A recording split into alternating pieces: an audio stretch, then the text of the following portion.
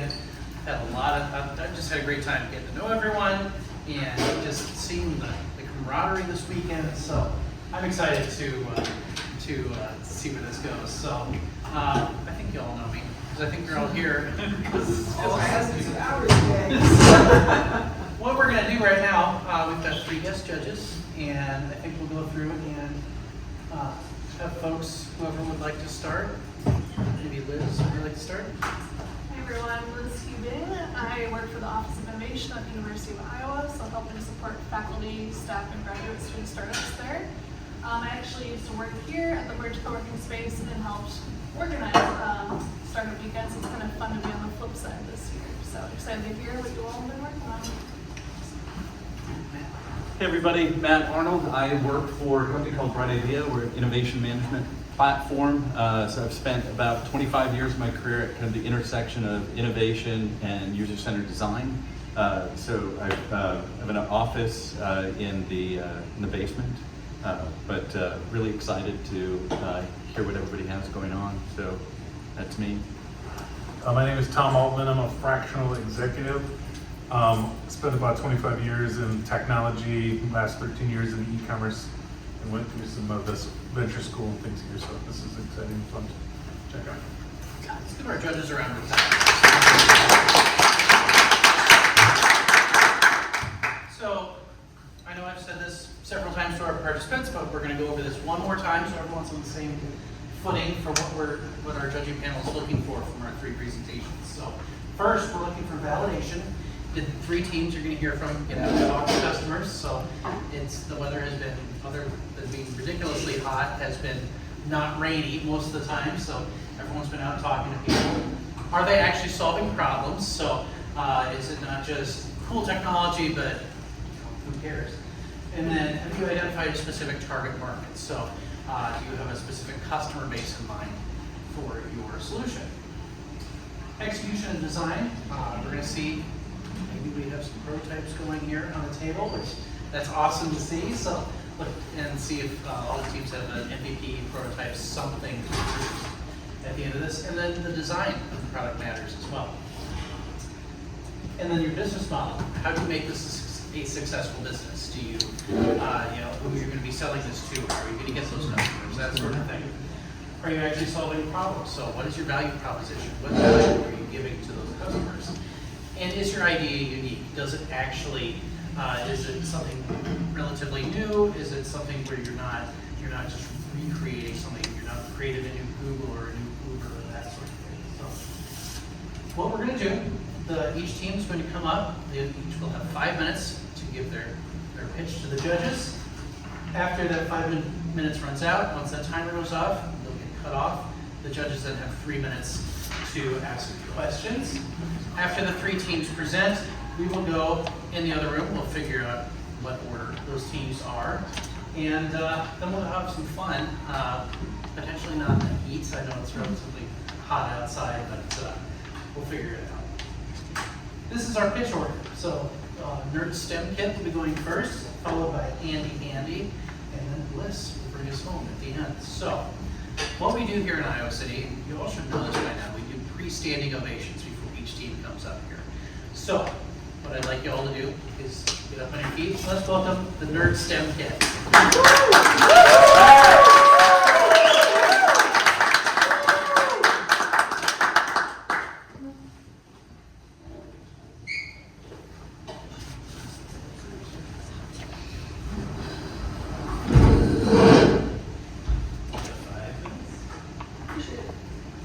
Well, hi everyone, my name is Deja, and our concept is the Nerd STEM Kit. Would you guys like to introduce yourselves with me?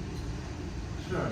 My name is Gregory Louie. I'm a retired Alzheimer's disease scientist, and I'm working on curricular development that's aligned with the National Next Generation Science Standards.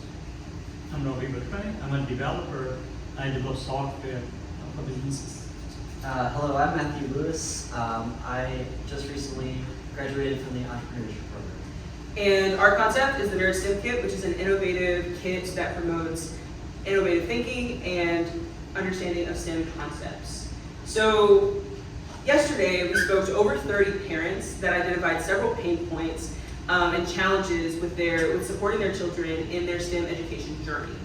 For example, many of them expressed how boring and traditional the classrooms are, while some of them understand that education is currently being undervalued and devalued with the decreasing educational funding. And lastly, many of them understand that there's a lack of support at home for learning and teaching their children different concepts. With the Nerd STEM Kit, we have developed an innovative, fun, and engaging, hands-on material that incorporates all of those challenges and addresses all of those challenges. We have 3 core modules that support skill building, while the 4th one really, comes up to this really massive career exploration that a lot of parents said that they would like their children to have real life application. And we also have digital instructional content for each module, so you don't have to do it alone. So, like them, you guys don't have to do it alone. I want you to get a glimpse of this experience. Each one of you has a syringe and a cup. I want you to take that and dispel the syringe into the cup like so. Nice job. After a few seconds, you should see some things happening. You should be able to take your finger, hook it like a worm or a fish, and dig your worm out of your cup, and then place it on the table when you're done. On the table? On the plate. Yeah. So this is just a glimpse of Module 1 with our molecular gastronomy kit, which is a massive way of saying food science. We are competitively priced against our competitors, pricing our kits at $19.99 and really targeting kids who can understand these concepts at an early age, really upper elementary and middle school, about ages ranging from 8 to 14. So our main distribution channel is our website, focusing on direct-to-consumer relationships, and also holding a place for wholesale options for school districts and educational organizations that would also like to support this work. However, by year 3, we plan on restructuring our model and looking more at subscription-based models similar to our competitors, and really prioritizing our B2B relationships. But what do we want the kids to learn? All of the concepts that are within our modules are related to and aligned to the National Science Foundation educational standards. So making sure that they have a strong foundation in STEM concepts, that they're developing those innovative thinking skills and scientific inquiry skills, and enhancing their hands-on learning practical application. But how do we plan on doing that? Back to our website, we plan on having, every time you open a kit, we plan on having a QR code where you have to take a survey to gather your knowledge on the concept first. Are you actually familiar with this topic? And by the end, you have to take a post survey to understand how you've grown over the duration of the 4 modules to understand the concept better. Against our competitors, we're really doing well with hitting our real-world application relevance, our career exploration, and our digital content. And again, earlier I said we are competitively priced at $19.99. We can go all the way down to $15 and remove barriers and still be profitable. Our global market is $5.2 billion. Our market capture, 1% within the North American market, is $18 million, and that is a very conservative approach for our company.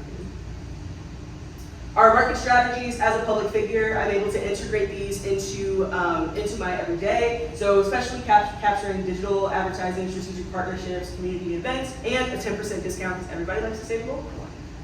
I would like to give a massive thank you to my team who were incredible over the past several days, and we're the best to incorporate this venture because we have experience spanning from the classroom all the way to tech, and thank you so much.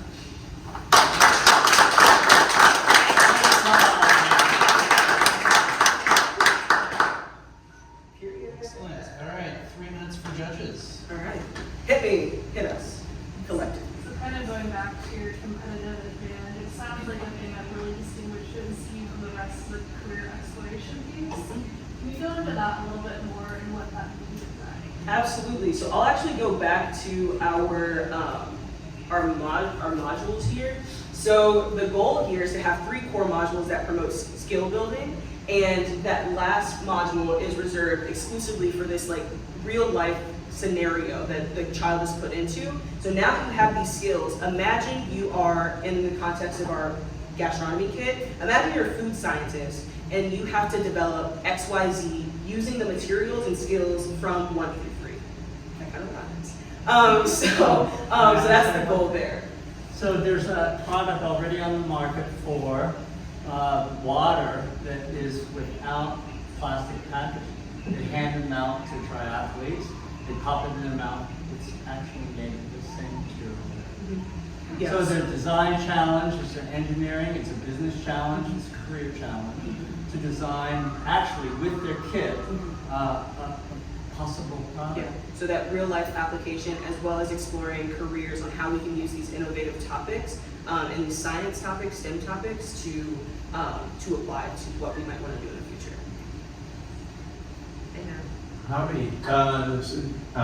Great presentation. So I'm curious, you have the boxes and talk about the physical Yes. distribution. Yes. And you had also noted that, I think you said you could go down to $12.99 and still be We profitable? can go down to $15.99 and Okay. still be profitable. Feel free to explore that. Another pain point that we discuss with our parents in our customer discovery is that they hate when kids market themselves as like having all the materials and then they still have to go out to the grocery store and get something. This is something that we've addressed, and that kit, as it stands today, is $4.44 to produce. Kind of follow up on that one, so great example with molecular gastronomy. How would you, like from a curation of topics or what's next, like how is a consumer going to know what's coming, or So, how are you going to decide what content you want to focus on? So that's fair. They have to register an account with us to start to receive the content and whatnot. So we plan on having a newsletter that can go out and get customer feedback on what happens next. Based on what we heard yesterday, a lot of parents are really interested in like touching grass and like getting out into nature. So based on like just customer discovery and continuing to poll parents, what do they want their children to experience as they grow up, and how can we relate that to STEAM in some of our And covering all kind of areas, I mean, it's clearly one. yes. And is this, how many kind of concepts or kits In the that pipeline? did you have in mind? Yeah. So the goal, can I answer that? Yes, you Okay, so the goal is to switch to a subscription model by year 3, which would be a 6-month subscription. So in total, we would hope to have around 6 kits long term. Right. Let's give them a round of applause. All right, one down, 2 to go.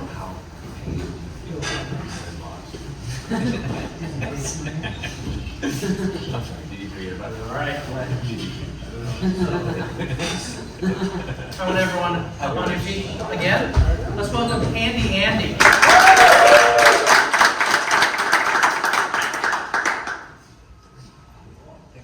We're Andy and we are automating property management. The problem we're solving is that hiring property managers is difficult for individual landlords with 1 to 4 units, the most common landlord in the United States. Scheduling service is a burden, and no automated system is available for tenants 24/7.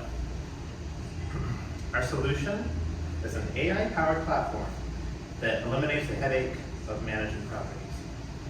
It's individual landlord focused, saves time on scheduling, and saves money on management, increasing ROI for our customers. Our customer discovery included live interviews, and we did a digital survey. We got about 36 responses total, and we found out that 17 out of 36 felt that poor communication essentially was a pain point with managing maintenance requests and repairs to the home. And over half of them, 57%, said that they would use a text-based system to handle all those problems. So our product is split into 2 parts. There's Handy Andy, the AI chatbot, and live support from property managers. So here is key details on how systems work. SMS-based communication for all parties involved, landlord, tenant, vendors. Voice would be nice to have, but it's out of scope for now. The chatbot can be driven by a number of LLMs that are available via API calls like GPT, Llama 2, lots of them. We actually built a sample working chatbot in less than an hour using Llama 2 replicate, Llama 2 can't replicate, sorry. So yeah, we would need to leverage multiple AIs to tackle different tasks within the organization. Two big obvious ones are constructing the database of vendors and the services they provide, plumbers, roof repair, whatever, what kind of things they can repair. And that can be done via communication with the vendors themselves. And it'll also communicate with tenants, landlords, and vendors of service, obviously, and retain the compensation history for the future creation of the ticket. This is a demo conversation, sample conversation about how a user, a tenant would kick off the creation of a ticket in our system. Tenant states in their own words, they've got a problem. The AI starts asking for details, tries to help troubleshoot the problem with them, starting with advice only, trying not to intervene, trying not to include anyone else that's unnecessary yet. When it does determine that it's necessary, it will contact the landlord, and conversation with the landlord happens after that. Conversation with the vendor happens after that. If they don't need to contact landlord, then problem solved. So the market for individual landlords in the United States is 1.5 million. Out of those, 1.4 million is individual investors with 1 to 4 units that are underserved in this country. And we think we could capture about a 50th of the state's worth, 282,000 of units. So for an AI-assisted human property manager, if we had that 282K and we charged about $100 per month, which is about 5%, which is common, based on the median rent of $2,000 a month, that's $28 million per month, or $238 million per year. But we would also offer an AI-only package, which is just $20 a month per unit, and that would net $5.64 million in revenue per month, or $67 million per year. Some competitors out there are software platforms that are hired by property managers. The problem there is that they have 50 unit minimums or such, and we are targeting smaller landlords with 4 units or less. We are also able to work offline since it's text-based. There's no app, there's no website. As long as you have a working phone, you're able to communicate with the system. And other vendors such as Angie's List and TaskRabbit, they connect people with service providers, but they don't handle the scheduling. You also have to do all that thinking and labor of getting all that set up for yourself. And this is our team. We have a combination of business experts, real estate specialists, and software developers. That's it.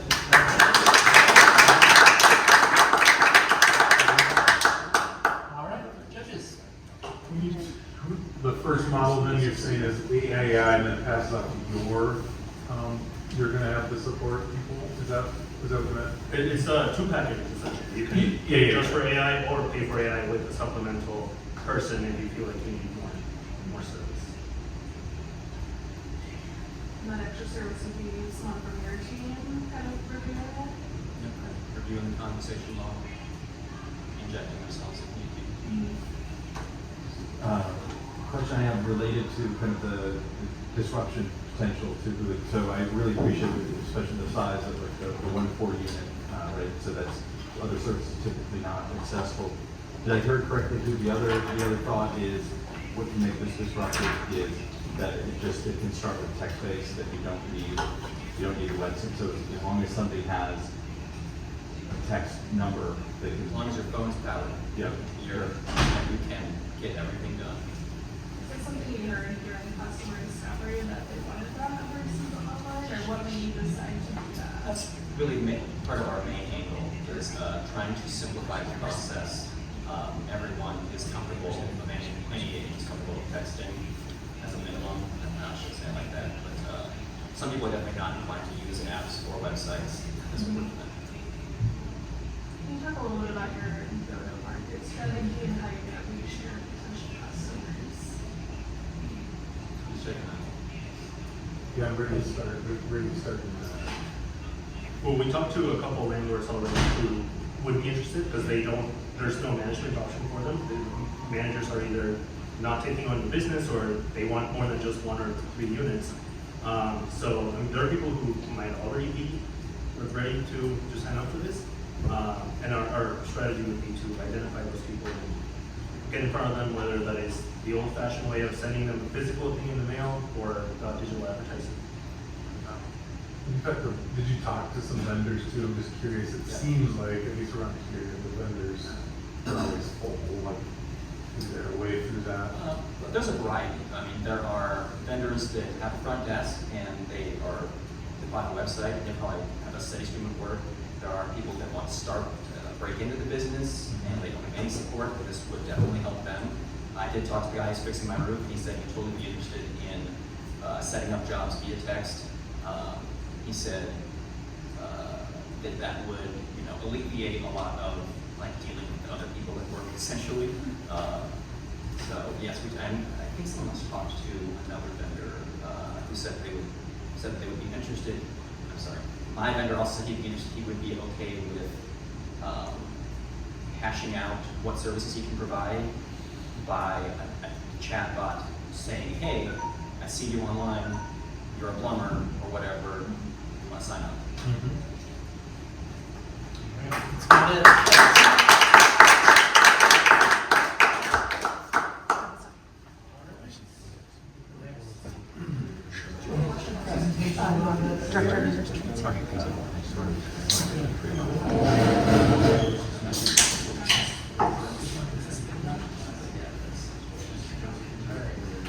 All right, it's our last presentation. So one more time, get on your feet. Everyone get on your feet.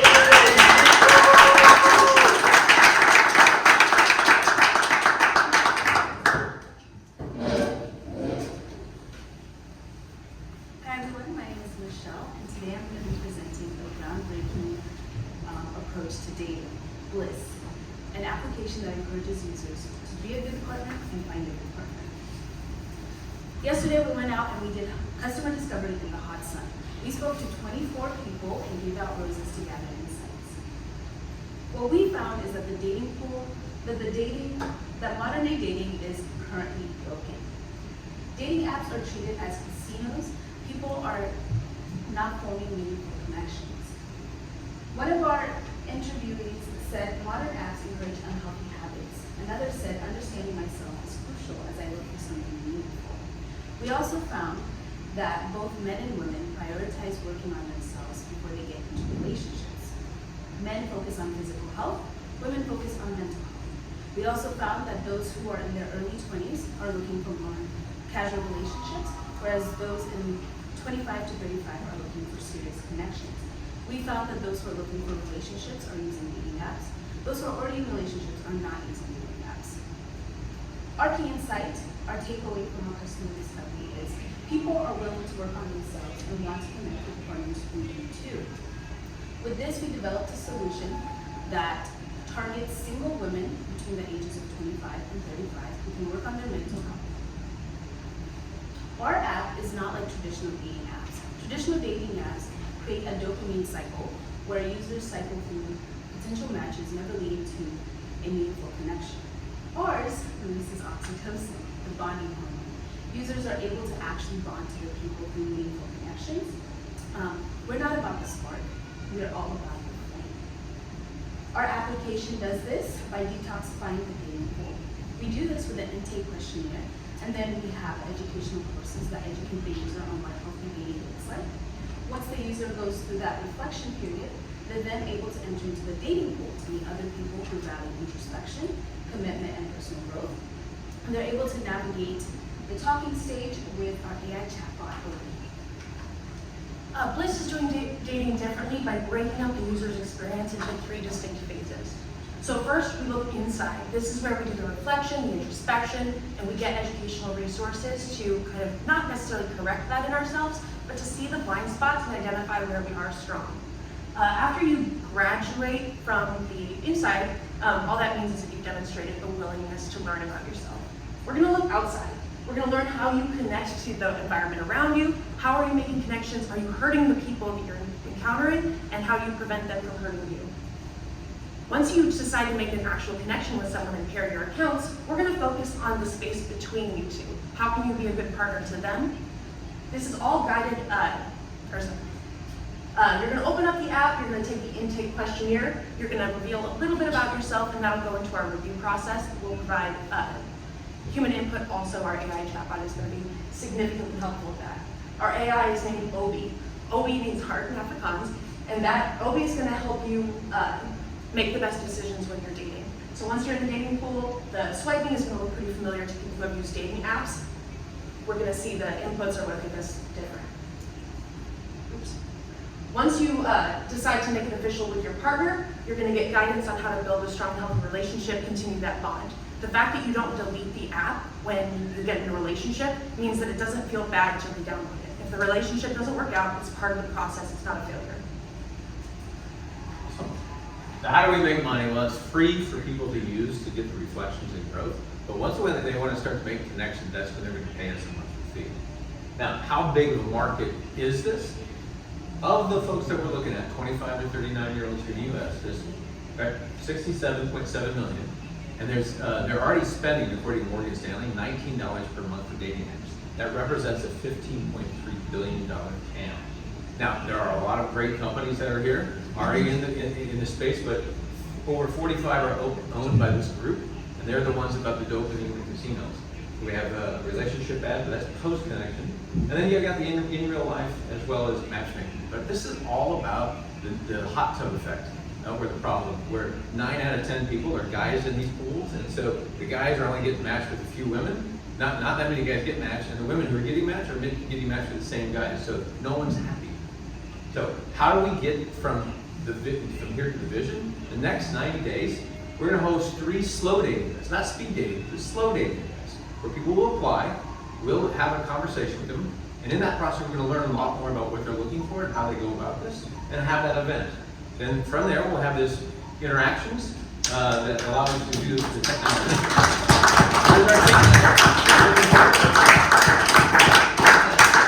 Judges. Oh, thank you very much. We invite you to experience Bliss. Beautiful time. So the slow dating event, that's like manual Obi edition? Is that Yes. what you're thinking? Yep. Yeah, that's what we're going to be getting in and actually engaging with customers to find out what their real needs are, how they actually act versus what they say. So that you can Then build our first iteration of the technology and understand what we need to put our money and time towards in terms of the technology and stuff. So we have a concept, but we want to really understand the human flow, and that's these slow datings will help us. But then once we get that first iteration done and prove that atomic unit test, when we expand, we'll utilize these events and the actual app itself to seed new markets. I was curious, when you showed the differentiate, I appreciate what you're doing on kind of where the market's at. And so from a science validation perspective, what is it that somebody's going to believe, believe in behind that it's not just random? How is the science behind Obi? Yeah, Michelle is our contact in behavioral health. She has a lot of connection with the behavioral health industry. Yeah, so I'll reach out to those that I know who I work as a behavioral health counselor, so I'm connected to them, the psychiatrists, nurses who work in the behavioral health space. I would really get other people to help me validate that those questions that we have in the intake question are evidence-based, that can help people as they advocate that. We'll have ads and sponsors from local therapists and from BetterHelp stuff, so therapy can be advertised on that. Your customer discovery, what was the breakdown of gender? I'm curious on gender, would come into play with this, or different types of relationships? You know, I think of my husband, I don't think he would ever. Right, do right. this. I think it would, you know. 60-40, the men don't like it. The men don't like it, and that's part of the problem. Yeah. We attract women with feminine branding, mental health focus, and by leveraging kind of a biological clock problem. We attract men by hosting single women. Men will go places where it's 90% women, 10% But men. they're still required to do the self-reflection. Yep, and they will. They would give their LN to be the single women. I mean, just based on the research we've done, they go where the women are. Yeah? Sorry, I'm not up now, but I have a somewhat psychological question. Is it possible to increase oxytocin in a virtual environment? My understanding is that is mostly a byproduct of physical interaction. Right. So we've changed some of the language that we see in apps to make it feel more comfortable. Instead of match, don't match, we have pass, which sounds interesting. Instead of delete, we say break it off, and then you have to talk through the breakup process. So you're learning how to have conversations that produce oxytocin. The app doesn't give you a feeling of satisfaction. The satisfaction comes from applying the lessons. I'm curious, have you guys been in the modern dating world? Do you use dating apps? Yeah. I got married before in the regular pre-dating app, and then recently divorced, and now went through the whole dating process. It's a whole different world if you haven't been there, and it's exactly what it said. It's a casino. Just get the All right, that's it.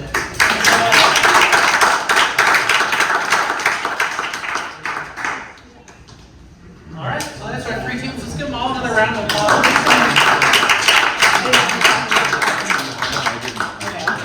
That's why I was late.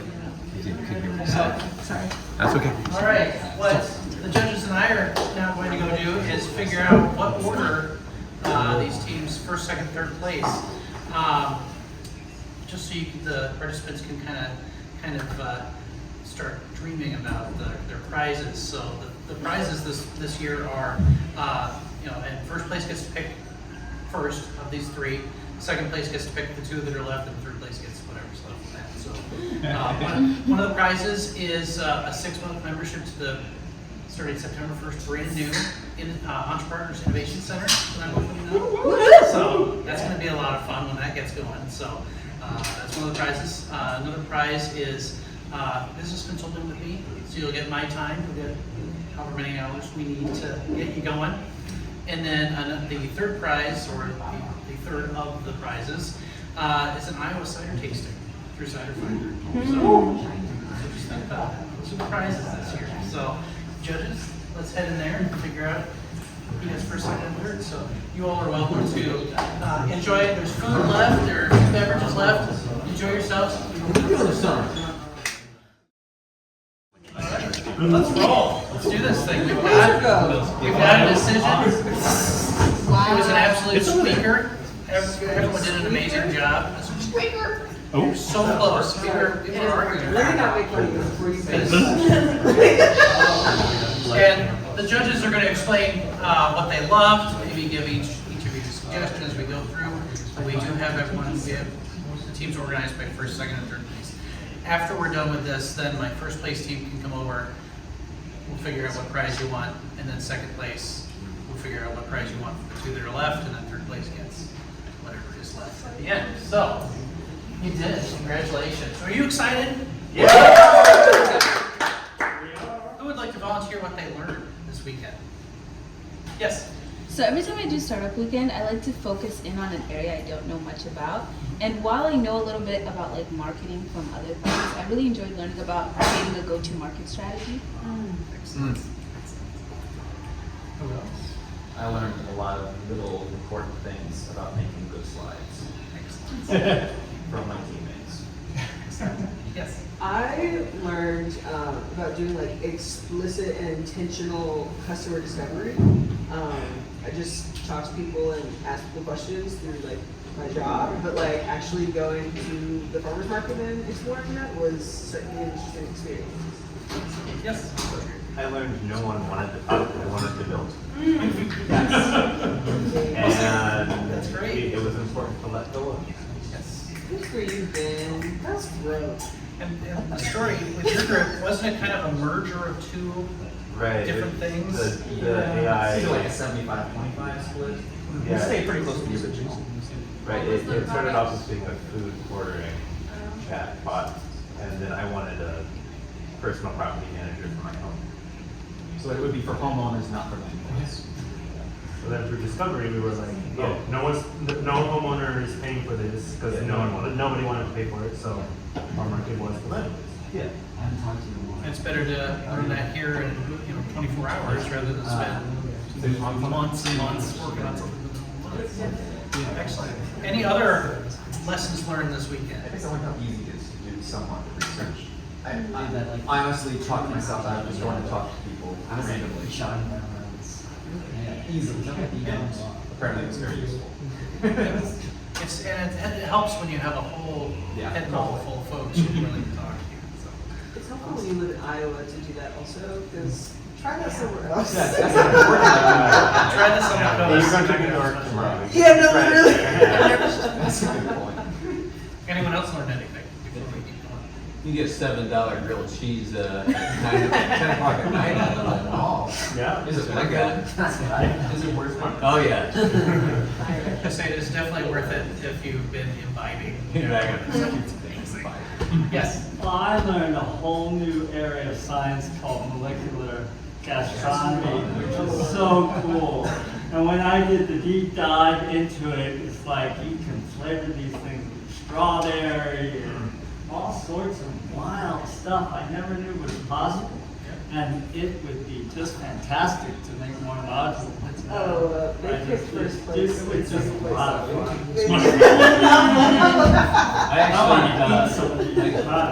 I did learn something that I've known about the eastern half of Iowa, but being out in Omaha and Lincoln, I had met a lot of people, but it's been good to see a lot of folks from Iowa City, Cedar Rapids, Cedar Falls. Yes. What I learned is like, instead of dreaming of the big ideas, that I go to the plant and talk to the cost maker. And that's your first hands-on experiment to test your idea. If that validates, then start working on it. Otherwise, stop dreaming. Yeah. Very good. Oh, one more thing. Yes. Shout out to Scott. If there's like a financial slide, I run from it, and he was explaining to me about like the finances and total addressable market and stuff. Yes. Yeah, I learned a lot from my teammates as well. I'd like to give a shout out to Robbie, who created this amazing website. We would turn around literally in a half an hour, and there was a website there. And I was like, holy moly, how did he do that? And I just want to give a shout out to him. No, like, and it's like legit. Like, it's, We saw the website, we were like, yeah, like you would have never thought to put it together in 30 minutes. Who made that again? Robbie. Yeah. Lindy did more work in the last 24 hours than I could pay someone for in a month. I mean, you just chunked out so much good design. And such good looking planner. And she never did Figma before. She never used Figma Never used Figma. She created that Figma What? model. Yeah. All right. So, we do want to thank the people that made this event possible. So, here's our whole organizing team.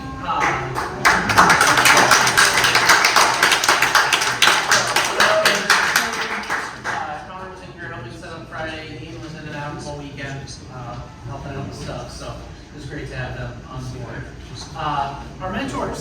So, these are our mentors. And we're going to make sure everyone gets their contact information because they want all your contact information as well. They want to keep up with what you did this weekend. So, we're going to make that exchange. Thank you to our local sponsors, Entre Partners, Greater Iowa City Inc., and Cider Finders. So, let's see, most of the ciders disappeared. We do have global sponsors, all these folks here. So, remember to get these perks. I think these are good. I think you got like a week to redeem these if you haven't redeemed them yet. So, maybe it would be longer than that. So, Google for Startups, you get some free cloud platform credit. If you just go to that website, you can all have this in an email. Brex, you get if you open a Brex card, so hopefully you all keep going with these ideas. You get your LLC, you get your bank account, you hook that Brex card into your bank account, and you get 30,000 points after spending 1,000 using that credit card that you hooked into that account. So that's there as well. Deal. So once you get to the point where you can utilize this, it's a SaaS product. So as you're further along, so I think this may be one of them that you can cash in a little bit later. I don't think they expect you to cash it in this weekend, so that's in your email as well. This is the important stuff. You want to find out who got first, second, and third? Yeah. So third, second, first. So third place. Andy.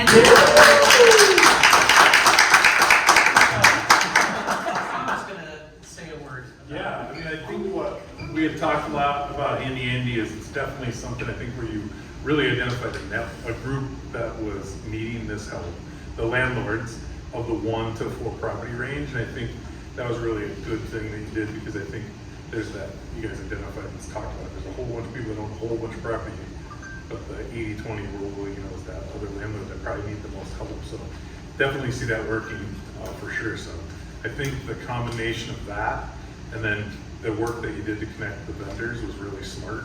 And I think, you know, playing it through a little further, I think it really could turn into something that makes sense. Yeah. Good job. Good job.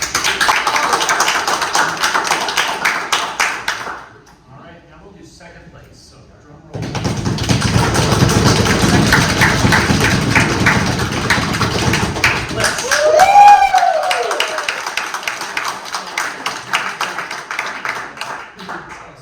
So, a few things that we've talked about.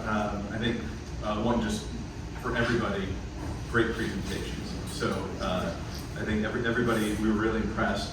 And Bliss specifically, think you are on a really interesting area, right? Especially when you're talking about like kind of detoxing, you know, and removing like a casino effect to what's going on. I think there's a lot of upside. Was impressed with, didn't run any financial numbers, but was impressed with how you kind of broke down the market and how that happened. Was also, for me, I was impressed with kind of the business model on kind of a freemium kind of thing, on how you can start with the reflection is free, and then you know kind of pay for the connections. Again, the presentation was great, and one of the things that we had talked about too is we were really interested in even some quick things that you might do for funding, or even like for revenue. Is you talked about BetterHelp, and even maybe connections for referrals to BetterHelp, getting a bounty for that. Seems like there, but I think there's a lot of interesting upside. I was just impressed with what you pulled together. So just wanted to share those thoughts with you. Thank you. Thank you.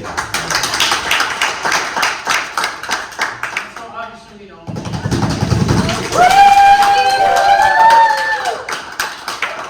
Liz has a couple words about her. Like everyone else said, congrats to everyone who presented today. It was really hard for us to decide the winner. It was a 3-way. Yeah, there was negotiation. It was very close, but I think NerdStem Kit really stood out with your presentation and your customer discovery, and then your prototype, of course. I thought you did a really good job of actually having a physical thing that we could use, and it sounds like, although we didn't see it completely, the website was also pretty impressive. It You should sounds really like, talk so to Robbie. congrats to that. A couple things that we discussed that you could maybe think about a little bit more as you're progressing. Your go-to-market strategy, we recognize you have a public figure, and that really helps, but there's a lot of competition. So thinking about how you can really stand out in the crowd there will help you as you go forward. Additionally, what did we talk about? I'm blanking now. That was the biggest thing for us. And like we said, good job. We'll follow up with others when I'm forgetting to mention. Maybe I should go talk to Mike before you leave, because you guys have some synergies. Yeah, definitely educational stuff. Good job. Excellent.